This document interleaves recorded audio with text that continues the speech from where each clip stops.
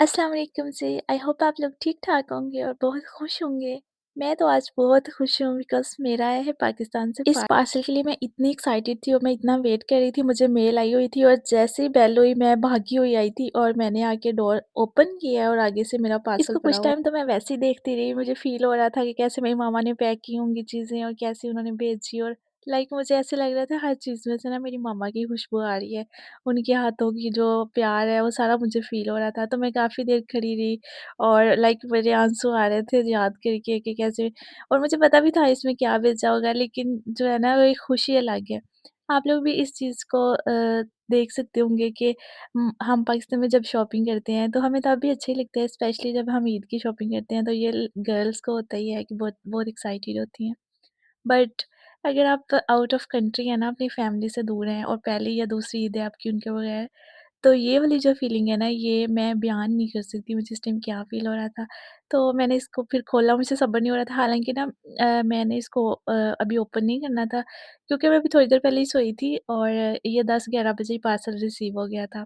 तो मैंने सोचा था मैं शाम को ओपन करूँगी, लेकिन मैं ऊपर बेड पे आके लेट गई, मेरे से फिर रहा नहीं गया, मैंने कहा नहीं मैं जाके इसको ओपन करती हूँ।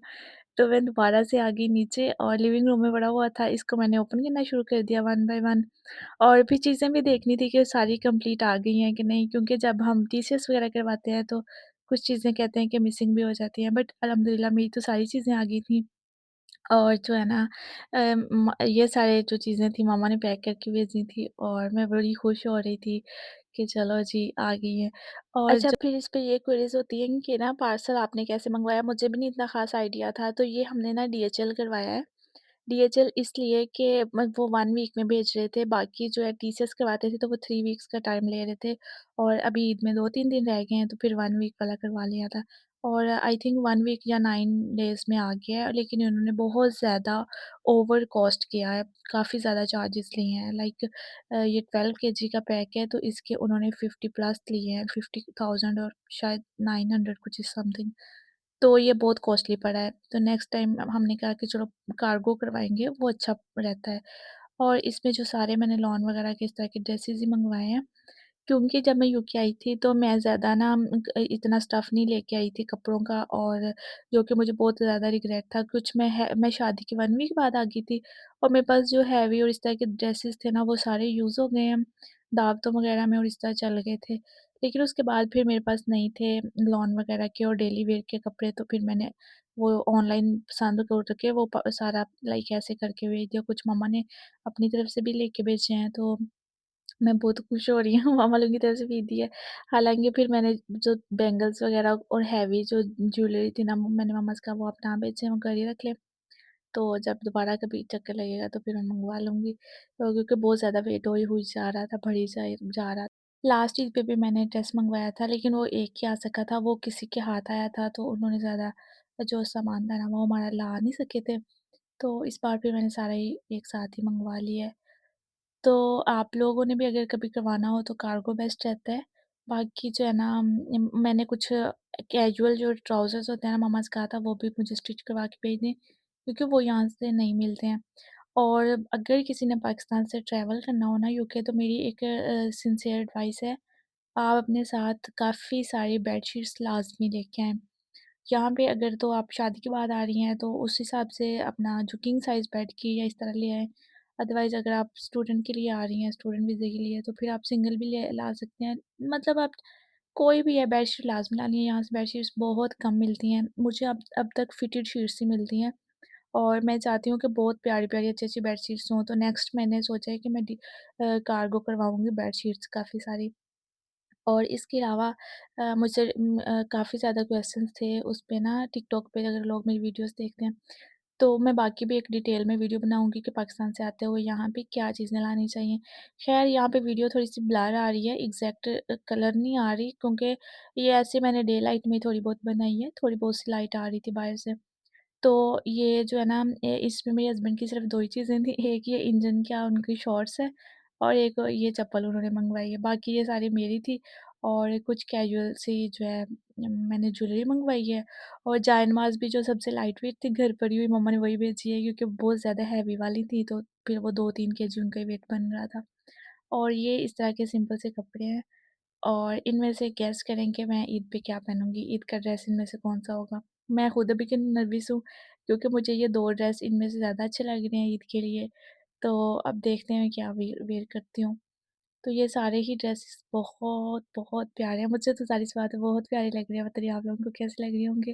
तो अगर आप मेरी वीडियो देख रहे हैं, तो मुझे आपने सब्सक्राइब लाज़मी करना है और लाइक कमेंट तो लाज़मी करना ही करना है। और ये मैंने ना सिंपल से ट्राउज़र्स मँगवाए हैं जो इधर हर तरह की शर्ट के साथ चल जाते हैं, लाइक हम घर में भी पहन सकते हैं। ये वैसे ही मम्मा ने रैंडम ही स्टिच करवा के भेजे हैं। ये किसी स्पेशल उसके साथ नहीं है। तो यहाँ पे ठंड होती है तो ये जो खद्दर का है और बाकी लॉन वगैरह के हैं। तो मुझे घर में इस तरह के अच्छे लगते हैं, पहने हुए, लाइट से रहते हैं। और जो मैंने है ना इतनी डिटेल में इनको अभी ओपन नहीं करना था क्योंकि मैं कह रही थी कि चल मैं एक दफ़ा ऐसे ही सेट करके रख लूँगी, बाद में फिर मैं सारे कपड़े ना एक ही बार ट्राई करती होती हूँ जब मुझे ऑफ होता है ना, तो फिर मैं उनको हैंग कर लेती होती हूँ। फिर कहीं जाना हो, ऐसे हमारे रैंडम ही प्लान बनते हैं कहीं जाने के, किसी दावत के या ऐसे ही, तो फिर बंदा पहन लेता है जल्दी-जल्दी में 2 मिनट में। अदरवाइज़ फिर जो है ना मुझे तो टाइम लग जाता है तैयार होने में। तो ख़ैर मैं यहाँ पे इसलिए डिटेल में ओपन कर के दिखा रही हूँ क्योंकि वीडियो शूट कर रही थी ना, और यूट्यूब पे भी मैंने न्यू वीडियोज़ डालनी शुरू की हैं। अभी आई थिंक ये सेकंड या थर्ड व्लॉग है। तो मुझे आप लोगों की सपोर्ट की बहुत ज़्यादा ज़रूरत है। तो ये वाला जो है ना ये मुझे अच्छा लग रहा था। इसके मुझे ना ये वाले दुपट्टे इतने प्यारे लगते हैं ना, जिनके ये टसल्स और लटकन-वटकन से लगे होते हैं, बड़े हेवी से प्यारे से। हालाँकि ये दुपट्टा बहुत ज़्यादा सिल्कू सा है और ये काफ़ी कोई 12 हज़ार का ड्रेस है शायद जेडोट का। लेकिन जो है ना उसके वो दुपट्टे के वो प्यारे लग रहे थे पल्लुओं पे। तो बाकी ये स्टाइल लुक में चप्पल मँगवाई है। चप्पल यहाँ से शीन से भी बहुत अच्छी मिल जाती है हर तरह की। लेकिन मुझे जो पाकिस्तानी है ना, उनकी भी एक होती है ना इंसान को कि बस वो होनी चाहिए। और ये चेक करें मेरी मम्मा ने कितनी प्यारी मेरे लिए ज्वेलरी बेची है। ये हर तरह के ड्रेस के साथ चलेगी। और ये झुमके भी यहाँ से बहुत कम मिलते हैं और अगर मिलते भी हैं ना, तो वो कहते हैं कि आप हमें ना थोड़ी-सी प्रॉपर्टी का हिस्सा दे जाओ, आप फिर बाय करना। लाइक देसी चीज़ें बिल्कुल भी नहीं मिलती यहाँ पे। तो स्पेशली उन सिटीज़ में मिलती हैं जैसे बर्मिंघम, लंदन वगैरह में। हम उधर नहीं हैं तो हमें यहाँ पे प्रॉब्लम होती है इस तरह की चीज़ें ढूँढने में। एक मैंने ये जीन्स मँगवाई थी और ये भी आई थिंक ऑफ पे तब लगी हुई थी तो मैंने इसको ऑर्डर कर दिया था आउटफिटर्स पे, क्योंकि मैं पहले भी पाकिस्तान से आते हुए जीन्स लाई थी और अब तक चल रही हैं, बहुत अच्छी हैं वहाँ पे। तो बाकी मैं इसके मज़ीद डिटेल में वीडियो बनाऊँगी, आपको क्या चीज़ें लानी चाहिए पाकिस्तान से और कौन-सी चीज़ें हैं जो यहाँ ओके, से तो मिल मैंने जाती यहीं हैं। पे सारी चीज़ें छोड़ दी थी और मैंने नमाज़ पढ़ी जाके। मुझे बहुत ज़्यादा रोना आ रहा था, मैं अपनी मम्मा लोगों को बहुत मिस कर रही थी और फिर मैंने उनके लिए बहुत ज़्यादा दुआएँ की।